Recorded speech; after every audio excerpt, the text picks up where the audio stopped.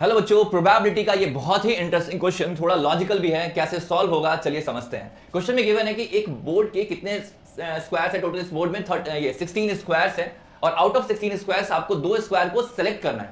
Fine, लेकिन sides common नहीं होना चाहिए। मतलब आप समझो, साइड्स कॉमन नहीं होना। जैसे आप लोग इसको सिलेक्ट किए तो फिर आप इसको नहीं कर सकते हैं, इसको भी नहीं कर सकते हैं, ये कर सकते हैं, ये कर सकते हैं, ये कर सकते हैं। तो इस टाइप का ये क्वेश्चन है।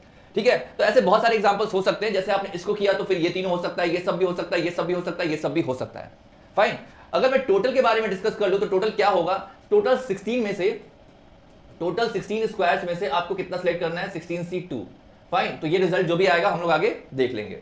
ठीक है बच्चों, आगे बढ़ते हैं, समझते हैं आगे कि देखो हम लोग इसे दूसरे तरीके से भी तो कर सकते हैं कि हम लोग क्या करते हैं कि पहले सारा निकाल लेते हैं। ठीक है, पहले हम लोग वो क्या निकालते हैं, टोटल पहले जो है हमारा वो आ गया 16C2, वो निकाल लिया मैंने, और वो साइड वो 2 स्क्वायर्स निकाल लेते हैं ना जहां साइड कॉमन हो।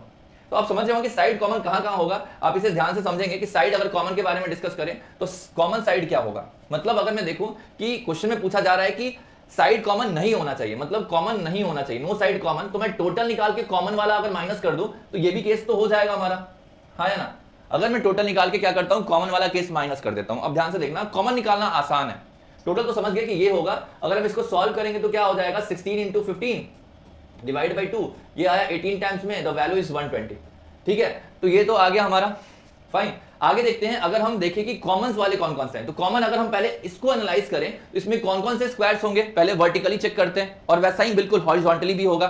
फाइन, तो पहले वर्टिकली देखें तो कौन कौन ले सकते हैं, ये दोनों ले सकते हैं, एक हुआ, ये दोनों ले सकते हैं, एक हुआ, ये दोनों भी ले सकते हैं, ठीक है, 2 हो गया, ये दोनों भी ले सकते हैं, 3 हो गया। मतलब ऐसे देखें अगर वर्टिकली तो 3 हुआ और ऐसे 4 है। मतलब अगर हम वर्टिकल पैटर्न को देखें तो वर्टिकल पैटर्न जो है हमारा 1 2, मतलब 1 2 और 3।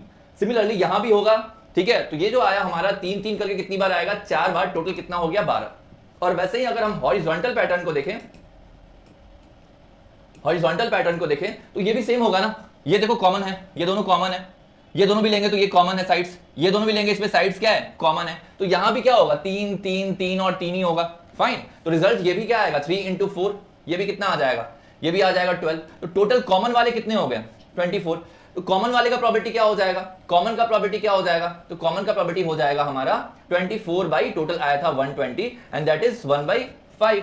तो नॉट कॉमन का क्या होगा, आपको क्या निकालना है कि कॉमन ना हो, साइड्स कॉमन ना हो। तो ये हो जाएगा 1 - 1/5 एंड द रिजल्ट इज 4/5। ठीक है बच्चों, तो रिजल्ट जो आया वो आया 4/5। ठीक है,